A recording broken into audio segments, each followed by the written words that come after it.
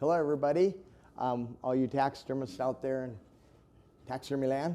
Tom and Brett here with the Matuska Taxidermy Supply Company Thursday afternoon live. And it's been a while since we've been here.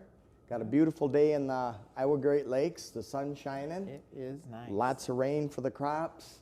The lakes are coming up. Finally. Tourists are coming. Yes, they are in droves. Good day today. The ice cream truck came. Yes. Made its rounds around the whole complex here. And I saw a lot of root beer floats and a lot of all crazy cates and all kinds of things. Keeps all our employees happy when the ice cream truck comes.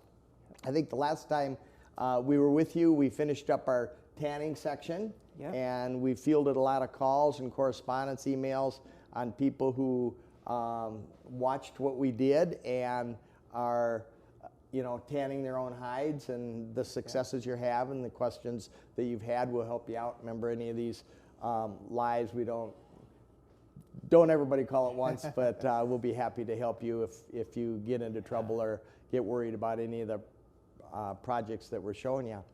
We're going to go into pedestal backings today, and we do a lot of pedestals at the Matuska studio here. And you were counting them up today. How many pedestals do you have going here? Between pedestals and wall pedestals, we have 10, which for us that's is a lot. That's animals ready to be finished. I see a zebra pedestal. I see a sable pedestal. We have quite a few whitetail pedestals, a gemsbuck pedestal. Yep. Elk, a couple of whitetail. So a pedestal is something that you need to finish off the back of that in some manner, and many of you do this without giving it a second thought. You have your own procedures. There's really complex pedestals. If you ever go to some of the bigger shops or go to some of the taxidermy shows, you'll see some really creative pedestal backings that are almost as involved as the mount itself and as the pedestal itself. And this applies to both wall pedestals, where you just have a dished out area and you don't want to show the bare foam, as well as the full pedestal, where you have a backing where somebody might walk around. I've seen pedestals from several years ago. There was a kind of the back of a doe hollowed out. It had a little family of skunks in it. People get really creative when they get into their pedestal backings. I've seen little streams. I've seen running water. There's no shortage of creativity when people get into pedestals. But basically what we're going to show you is more of a commercial aspect to it, how to turn out a really sharp looking product without breaking the bank and without spending a whole week to finish your pedestal project. So when we do a pedestal, a lot of times the first thing is we have to make them ourselves, because a lot of the animals, when we get into the African things and some of the sizes, a pedestal isn't available. Yeah. So with the Sawzall and a little bit of creativity and a little extra foam, we often make our own wall pedestals. And it's kind of handy if you've never done that before. I would suggest having a wall pedestal to look at to see how the manufacturers make the presentation to the wall and how dished out it is, and the artistic implications that it shows, so that it looks nice. I think we have a YouTube. I think in our library we did one. I think we did a while back, didn't we? Yep. We showed them how to make that. So that's. Is that easy to find? I don't know. We'll have to ask Kate. Kate has a whole it's in there. Index, I think, of all of our. A great library on YouTube. Everything is sorted out between whether it's like North American or whatever the topic is. We've got some playlists. But don't be afraid of that sort of thing. Usually, if it's something big that we know we're going to make a wall pedestal out of or a pedestal out of, sometimes we'll order them without the backboard in them. You can. You can call us or you can call McKinsey or whoever, and they'll be happy to send you the mannequin without the backboard, which makes it easier. You don't have to remove that first. We usually will remove the backboard, and then we skewer the mannequin from the side on a mounting stand, get your shoulders, neck, and head at an attitude that you want, and then with tin or cardboard dam up around the shoulders, add a little bit of foam, and then start sculpting. And the first time you do it, you may be filling in a little bit of foam and redoing it. I know we used to do that every once in a while till we got the hang of it. And then you're going to rasp it into shape, make it look factory, I guess we call it. Make it look artistically pleasing to the customer. Any of the dished out wall pedestals that we do, I prefer not to have the hollow, a big gaudy space that's everybody's gonna see. I kind of like to have it subtly disguised, you know, hidden a little bit. But anyway, so we have a lot of them going here. Some of them we made ourselves, some of them we purchased, and don't be afraid if you have to get one that doesn't have a wall pedestal or a pedestal. They're easy to make yourself. You're just going to have to come up with a system and think your way through it. When it comes to the pedestal, we usually have a yellow foam backing. You know, it's raw foam. If you bought one, it will have a real slick backing. If you made one, it's going to have, because you carved it out, it's going to be an open cell type of a foam. And we like to make that as smooth as we can because we're going to put some kind of a material on there. And for materials, there's all kinds of things. This is just Joanne Fabrics, I think. Is that what it was? Where we used to get, this is just animal skin. We had crocodile. We had a real heavy grained leather. This is a very similar product, ostrich skin, you know. The only difficulty with this is it's artificial leather and there's no stretch to it. And when you can't stretch your backing, you have to be real exact in your presentation to the hair. There's no give to this. We like to use leather, and that's what we're going to show you today. This is buckskin, and it's just a chocolate colored buckskin, but you'll notice how much stretch this has. This has a whole lot of elasticity, so if you cut your pattern a little on the short side and you can't quite make it, all you have to do is give it a little stretch and it'll much more forgiving. It's way forgiving.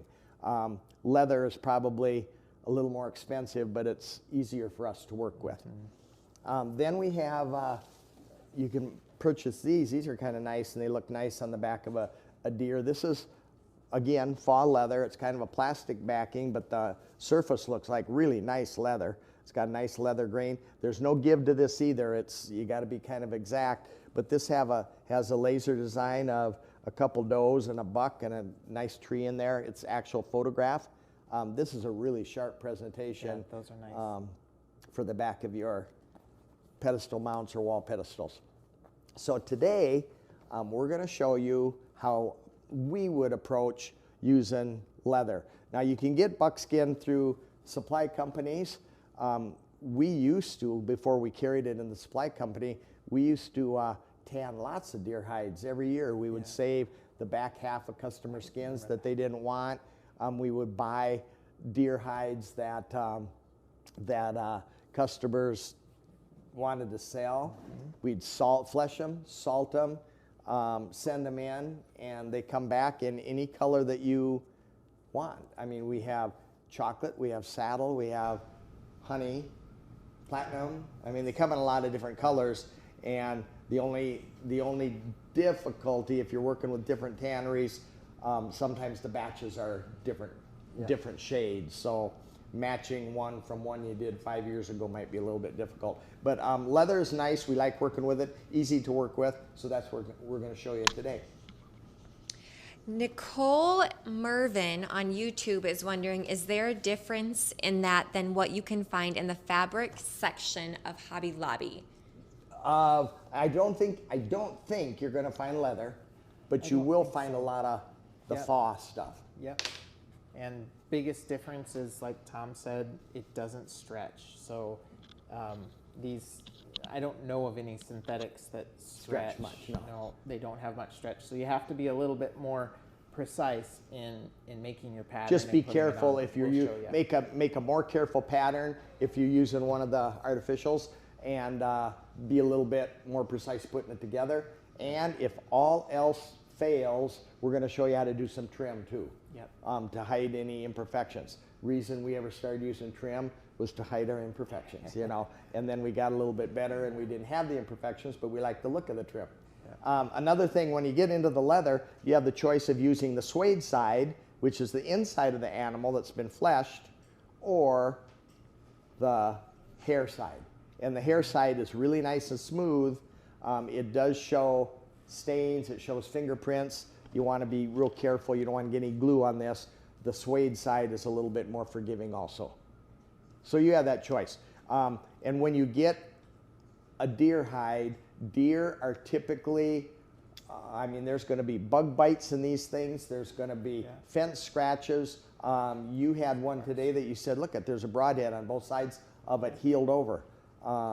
Little broadhead on, you know, about that far apart. They're not perfect, so you do have to work around the imperfections in real leather. Okay, should we show them how to do this? Yeah. Yeah. Okay, this is a deer that we bought that was a wall mount, and we made into a wall pedestal. Yeah. When we make it into a wall pedestal, we cut a backboard, put the backboard on, sculpted the back. Now, oftentimes, you'll notice this isn't raw foam. This is auto body putty or Bondo. So once we have this looking the way we want, we haven't mounted the deer yet, we do all this shaping beforehand. Once we have this the way we like it and think the customer is going to like it, and to give you an idea, this is going to hang on the wall like this. This is pretty hidden under here. You're going to make it look nice, but the only people that are going to see it are the people that get around behind and look at it or look at it up on the wall. It's not a in-your-face, you know, fix-it type of thing.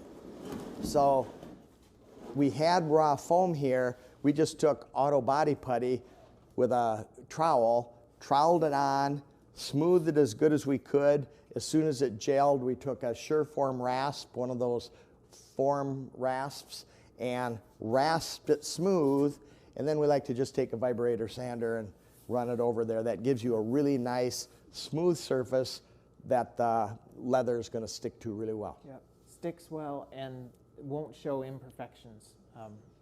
And you could do, you could leave it like this. You could paint it. I've seen people take that Flexstone paint and do things like that. You could take, there's so many different ways to finish these. Dale Manning's Quick Rock. I mean, I've had people do really, really cool things with artificial rocks. You can paint all kinds of things. Research has Indian sculpture back there. There's a lot of different ways to do it. This is going to be neat, easy, and attractive for the customer. So the first thing we want to do is we want to make a pattern of this. It's not going to be an exact pattern. It's just going to give us an idea of what we want for size and shape to glue onto the back of here. So I'm just going to tip him upside down like this. And if you help me hold the paper. Now I'm going to be able to feel where the edge of the hair is with my fingers.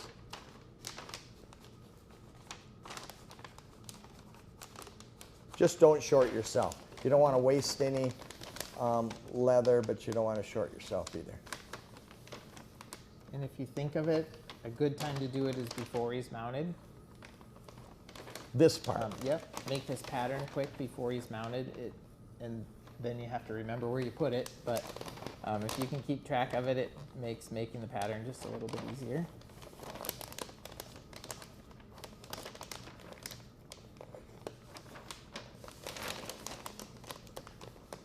Now I'm probably within an inch of the edge most places. Okay. Then I'm just going to take a scissors, cut this out. And if you're really afraid you don't want to short yourself on your pattern, you'll make this a little bit bigger.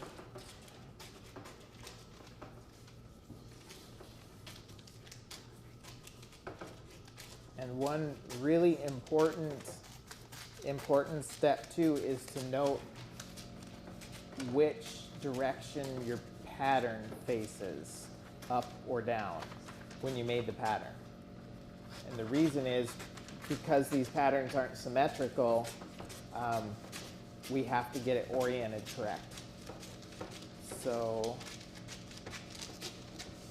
that one, Don't do it backwards like we've done before. we've cut a piece or two of leather accidentally the wrong direction. And leather, when I say, you know, without breaking the bank, leather is getting more and more and more expensive. So And harder you to don't come by. want to have to do this twice. Yeah. So just take this, get an idea where it's going to go, lay it on here, make sure that you got enough.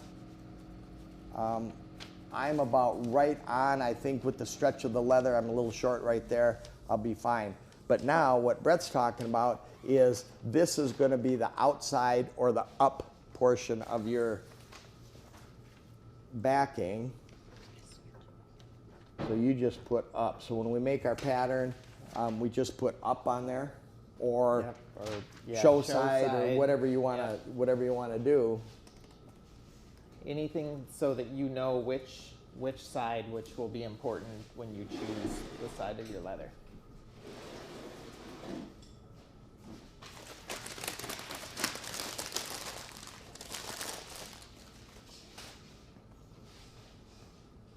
Now I just got a new sheet of leather from the supply company, but you should be able, depending on the size of the hide, and like I said, you can use either the suede side, looks real nice, or the smooth side, and kind of check it over for blemishes, but you should be able to get, what's the average hide, 8-9 square feet Yep. maybe. You should be able to get 4 to 5 to maybe 6 if you were really careful, depending on the size of them. I'd say 4 for sure, 6 if you're really, really lucky. Yep. And then it's just a matter of, you want the smooth side up. You're going to lay this on here. Check for blems. I do have a scar right here, which isn't a major one. I have a little crescent, looks like a tool of some sort there. So if I wanted to work between there, I might do something like that. And then it's just a matter of cutting around there and cutting yourself a leather pattern. And in that case, you would be using the smooth side. I would be using the smooth side. Yep. I think I had one over here. Where's the one for, not the one we did. Oh, right there, maybe. Right. Here's one we made earlier. This was a pattern we made for it. Here's the leather, and this leather is all dirty,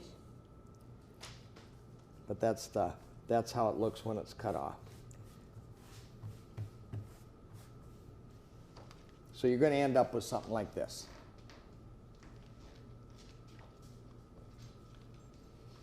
And then if you made your pattern before you mount the deer, just put this with the person's receipt and lay it aside while you mount the deer.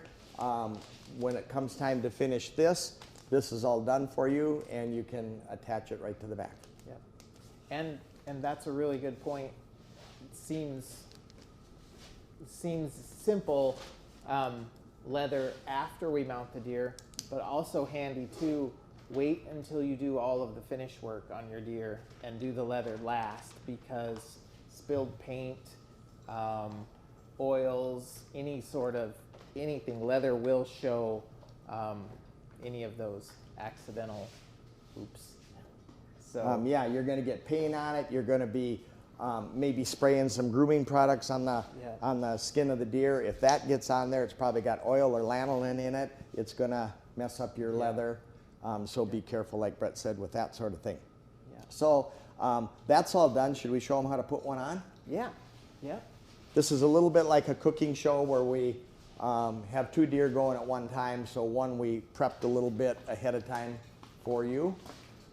One of these days we're going to need to cook something for them.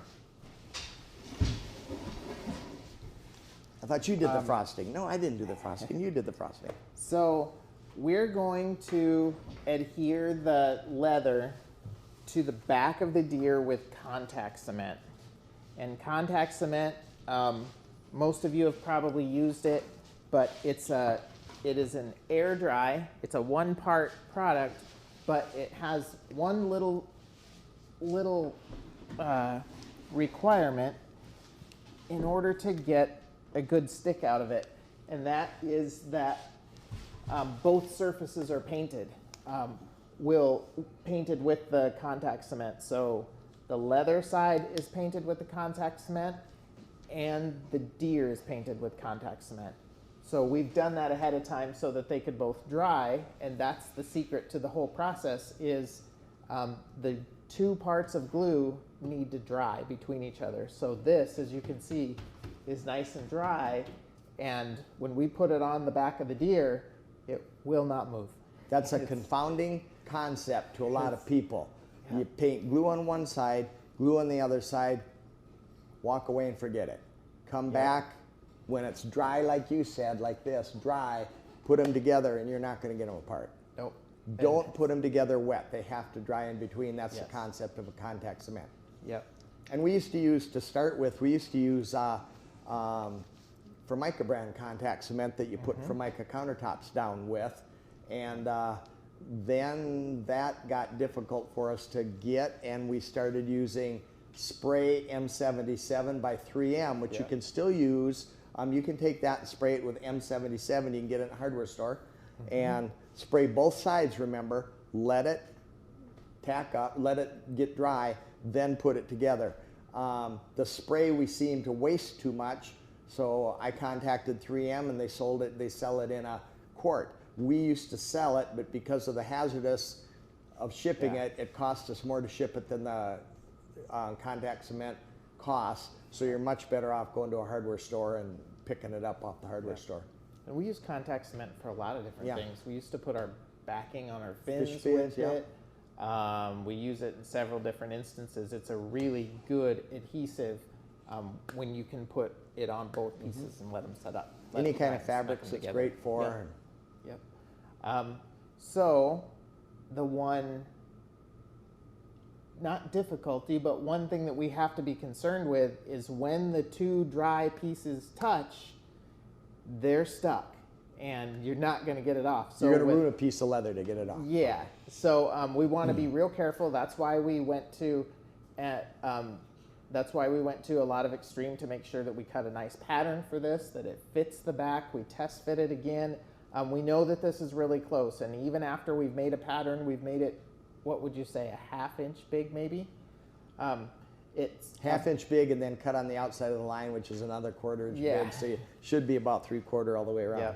And that will give us a little bit of wiggle room depending upon how well it fits to our back. So we've done both surfaces ahead of time. So both surfaces on both the back of the deer and the back of the leather are dry now. Turn this.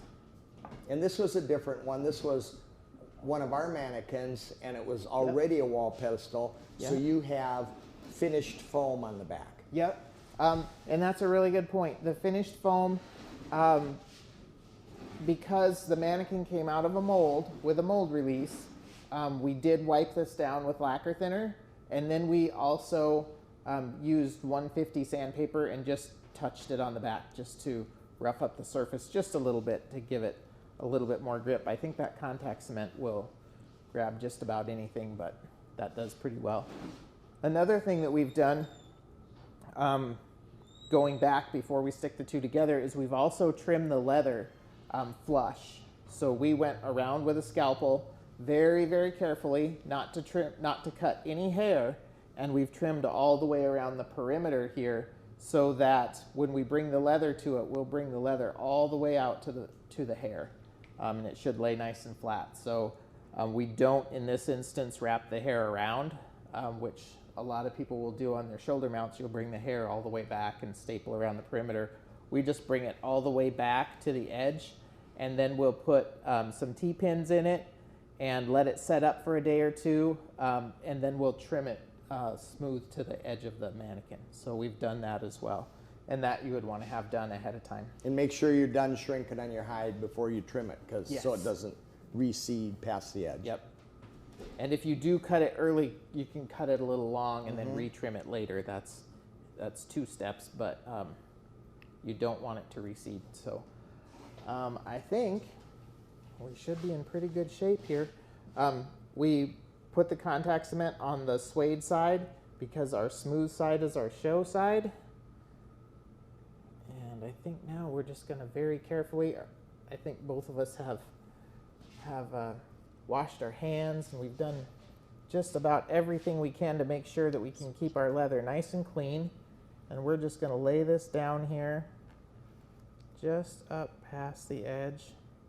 I know I'm a little long, so Good to go. yeah.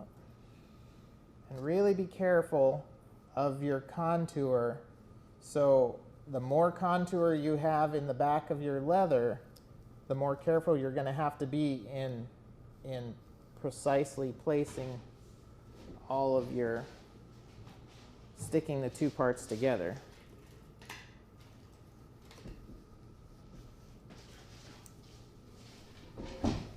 And just work from one side to the next and slowly move. I like to tip the leather away. You mentioned we could tape the hair back. I have And done that's- that before to be careful. That would be very helpful too. If you want to, you can tape the hair back. I like to just kind of lay this and push up against it, making sure not to trap any hair underneath.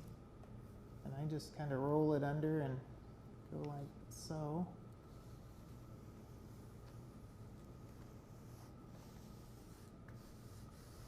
And work out your wrinkles very carefully before you push everything down. Make sure your wrinkles are all worked out to the edges. And I think we got it. A little bit of hair under there. There we go. Now that's not gonna, that would be hard, you'd be hard pressed to get that off right now. Yes, you can pull on that pretty hard and it will not come off. And then how hard is it gonna be to trim that? It takes a very steady hand and some patience and a very sharp scalpel. But we will trim that back now, and we just go very slow. And same as when we trim the hair. We want to make sure that we keep all of the hair out of the edge. And I'm going to put on a new scalpel blade. I'm just going to use a number 11. Feel like I have a little more control over the point. And like you mentioned, be careful when you get up to the hair. We've seen teaching school with the students, boy. a lot of those scalpel blades are extremely sharp, and one little slip with the scalpel blade and you cut the hair on the show side. Yeah. I'm going to tip this toward the camera just for a Whoa. second. Uh-oh, somebody's going to tell us we're doing it wrong. I'm going to tip that toward the camera just a little better. There we go. And I might get in your way of the view, so I will try to stay clear. But this is the first cut I'll make. This is actually a pretty simple cut right here on the edge. You could wrap this around if you wanted to. Our mannequin is pretty square here, so I think I'm just going to run my scalpel blade just nice and parallel to the back. Keep a little tension on it, and just make a nice even cut here.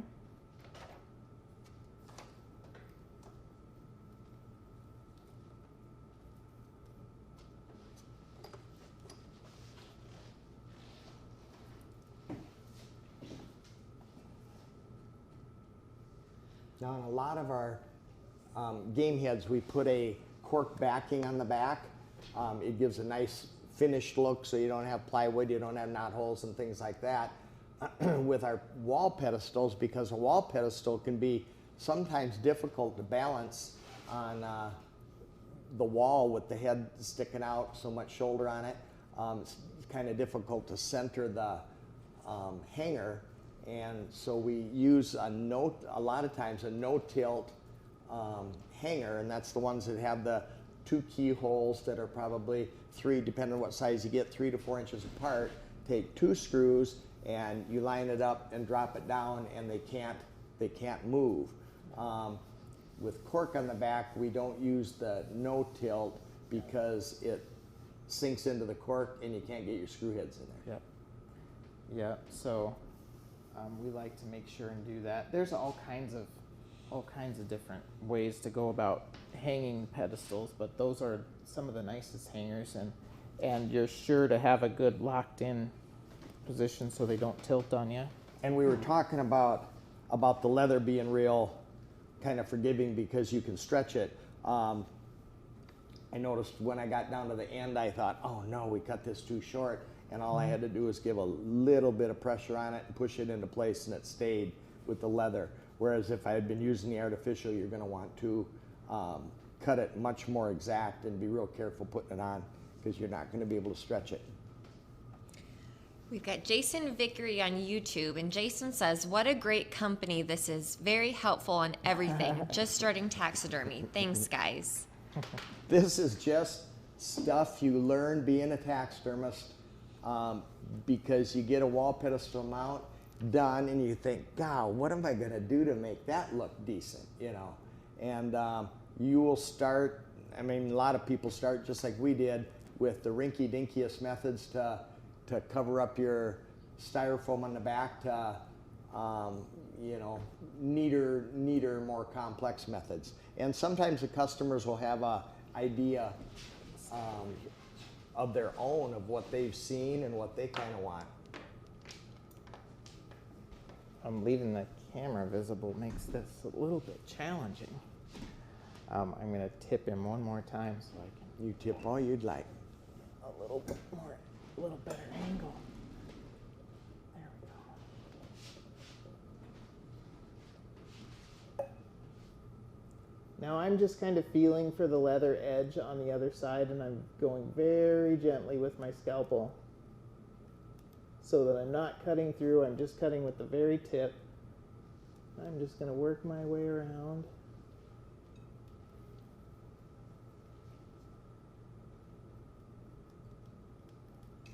Now, another thing you'll see a lot of people do is use real animal hide back there. So that's another option. Like on the zebra, for instance, if you had enough skin, you could semi-dry that zebra skin so it's not wet, and you could actually upholster the entire back of the zebra mannequin with his own skin. I've seen that done, and some people have done tremendous jobs with that. That's hard. They make all kinds of patterns. They put a seam down the center with the tail covering it, you know, all kinds of different things.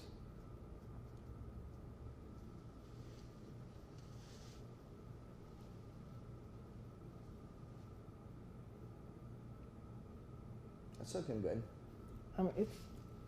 It's tedious. I don't see any hair falling on the floor. I know. With a bunch of people watching, it's scary. It's like a doctor show. And we're going to remove this, I think it's his appendix right here. And if you guys have any questions about anything, make sure to type them in, and Tom and Brett will answer them live. Preferably taxidermy related. Yes.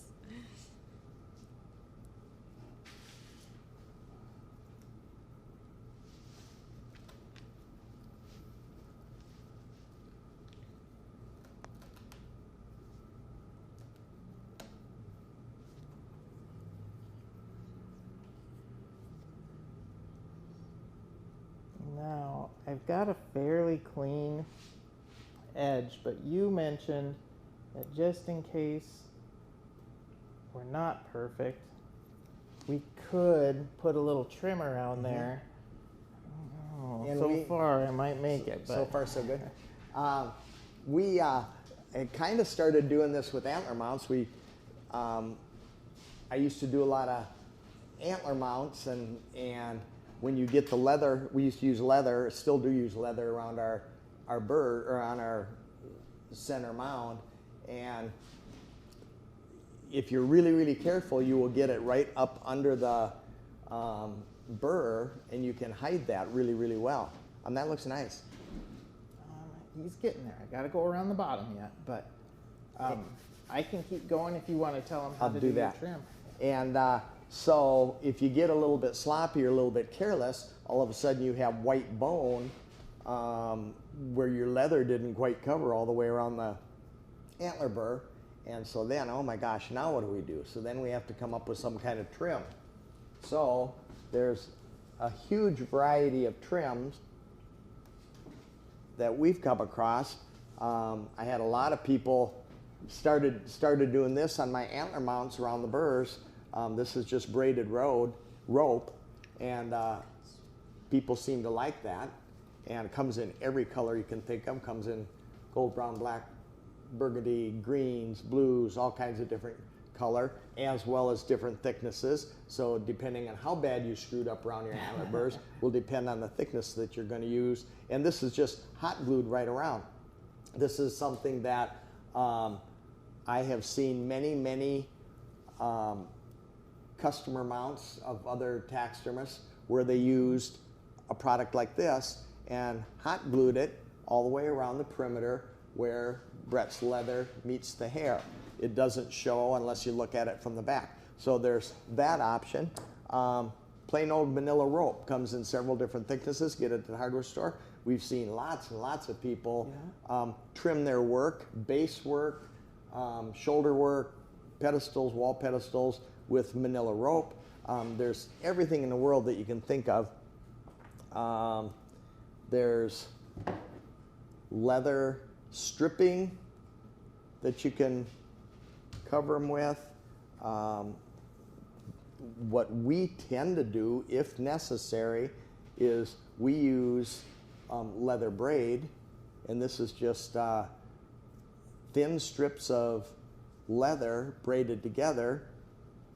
You can make that yourself.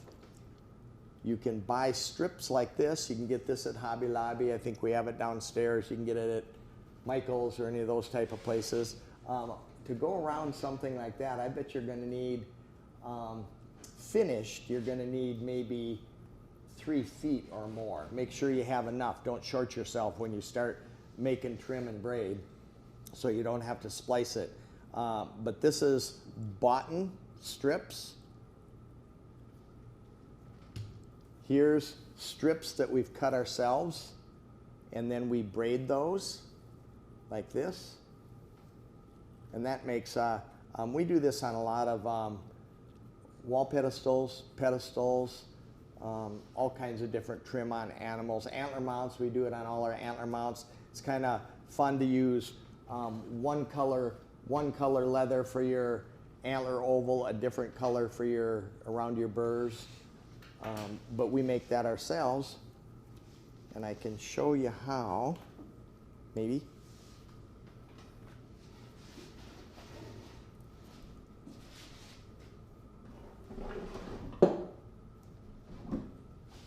For me, it takes a vise. This is a leather lace maker, and it happens to be our giveaway for today. This little tool can turn, I used to make strips of leather, and I would take a deer hide, lay them out on the table, lay a straight edge, and I could get one strip of leather the length of the deer hide, which was probably 4 feet long at its best. Then I would do another one, do another one, do another one. So I had all these short strips. I could never have enough to go around a pedestal or a wall pedestal until this little baby came into view. And it's a very inexpensive little plastic tool. It holds a single edge razor blade. It's meant to hold in your hand and pull leather through it, and it will make strips. What you want to do, I have to put mine in a vise. I can do the nicest job if I put it in the vise. But what you want to do is take a round piece of leather. So with any of the scraps that you have, which we always have a lot of scraps left over, there will be pieces that are too small to do another pedestal mount out of, or a little end that just isn't going to conform. Cut an oval about the size of a honey melon or muskmelon, whatever. I started with a little skinny tail, stuck it through the. It comes in different sizes. Hold on. Wardrobe malfunction here. The vise just helps me hold it. I don't do very well without the vise. I can't. It's meant to hold it like this in your hand and pull the leather through. That's difficult for me. And when you have a round piece of leather, it just keeps going around and around and around. And instead of making a strip the length of your animal's hide, you can make a strip 20 feet long. Out of a little piece of leather. Out of a little piece of leather that you'd normally throw away. Yeah.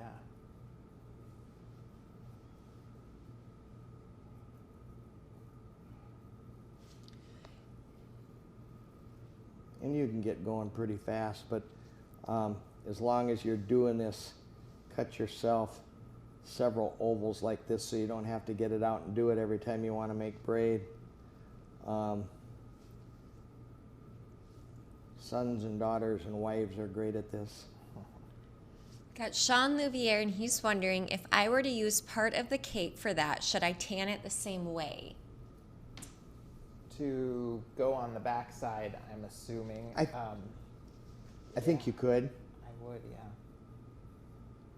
And then we've got Tim Gumble on YouTube wondering, how would you apply a bark backing that is thicker? Would it be the same way? I think you'd leave your skin hang over farther because of the thickness of the bark. Yeah. That would have to be a trial type thing. I'd have to have the bark and see exactly what I'm going to do. Like you got birch bark, which is very, very thin compared to, elm bark or something like that. And is your bark synthetic? Is it flexible like a rubberized material, or is it the real thing? A lot of variables there, but I would probably make a pattern the same, just to make sure you have enough material. Anything else, Tom? Any other differences? What we did one time, and it worked really well, is we took a real piece of bark, painted it with rubber latex, and made a really nice impression pad. You can put epoxy sculpt or something like that, about a 1/4 inch thick on the back, and push that impression pad into there, and it gave a really nice, you had to paint it, of course, but it gave you a really nice bark texture. Okay, I think you get the idea. But look I just went around this a couple times, and look at how long of a piece of leather I got. I'd probably get, 20 feet or so here. So I'm going to just pull that out, because I'll probably save that for later. Matt Welsh says, that doesn't look very hard. Why does it cost so much and take so long? With some laughing emojis. Which part? The lace maker? I think so. I think it's the... I'm not sure. Making a comment on the overall turnaround time, Matt. But anyway, then to make something like this, I started here somewhere. Got so many pieces.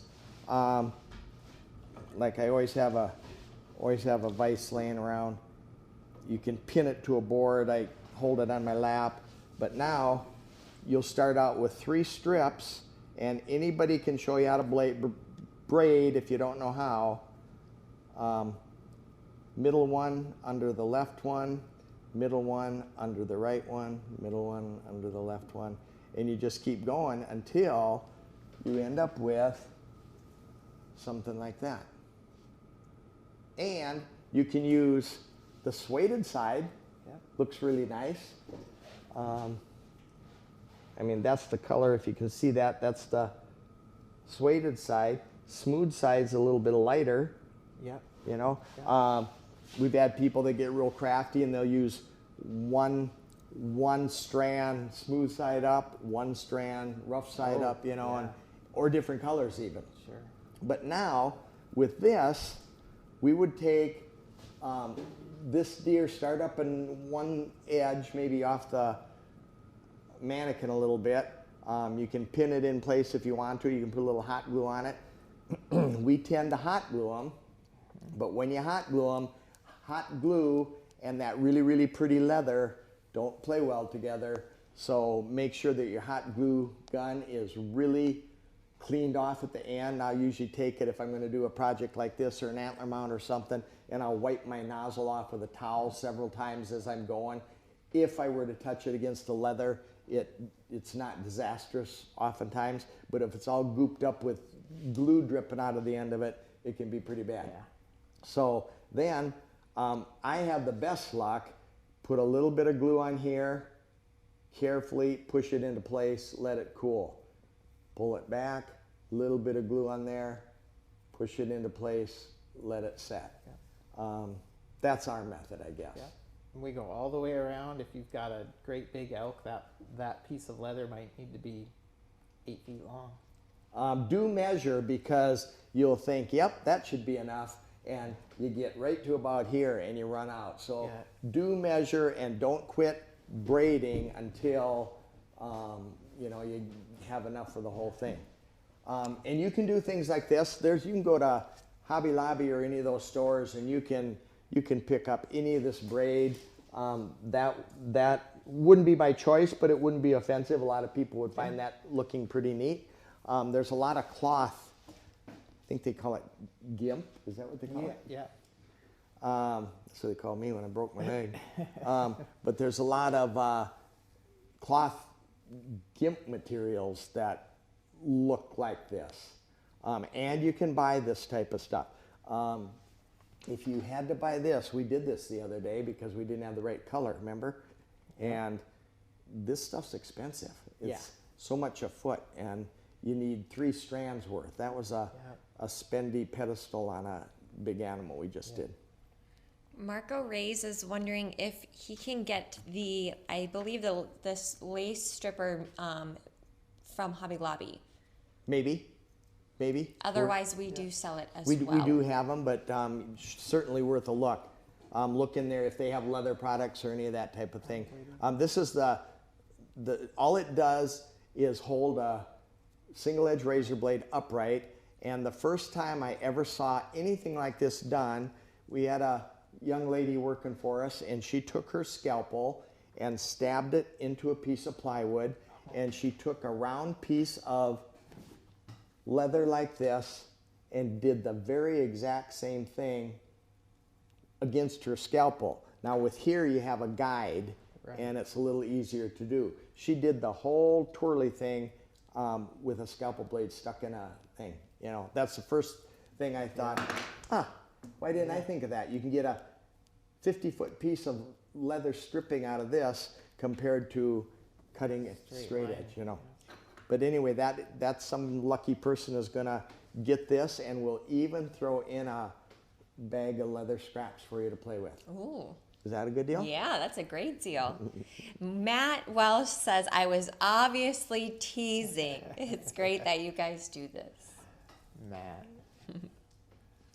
And we've seen some of the most creative braiders ever, start twisting this stuff together and come up with some really, really fancy ways, especially little girls that are kind of crafty can come up with some fancy ways to do trim. Yeah. But anyway, sometimes you don't need it, sometimes you do.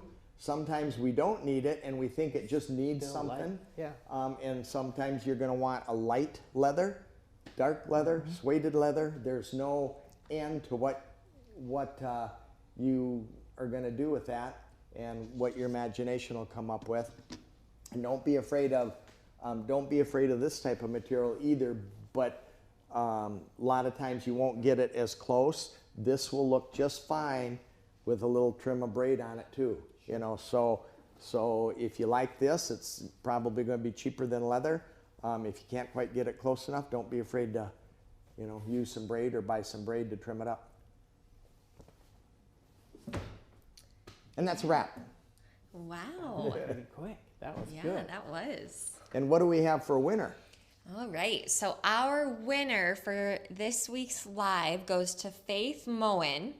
And Faith won by liking and sharing our live seminar video from, I think it was about 3 weeks ago now. Oh. Congratulations, Faith. Yeah. You're going to get this. You're going to get a little bag of leather to practice with and show us what you come up with, because you can do a lot of neat stuff with this. Yes, you can. And you don't have to, don't use only people that can't do it the right way use a vise. That's. You know, it really is meant to pull it like this, pull it around your piece. I like the vice. They send directions with it too. Perfect. So no one should mess up then, huh? All right. Well, is that a wrap? That's it, I think. All right. Well, we will. And we've got a lot of pedestals and wall pedestals to do as I look around the room. So, I bet Kate will post some pictures. As we can get do them that Yeah. as we get them done. Absolutely. done. It might be a little bit. All right. Matt. Well, we will see you guys later. Enjoy the thanks, night.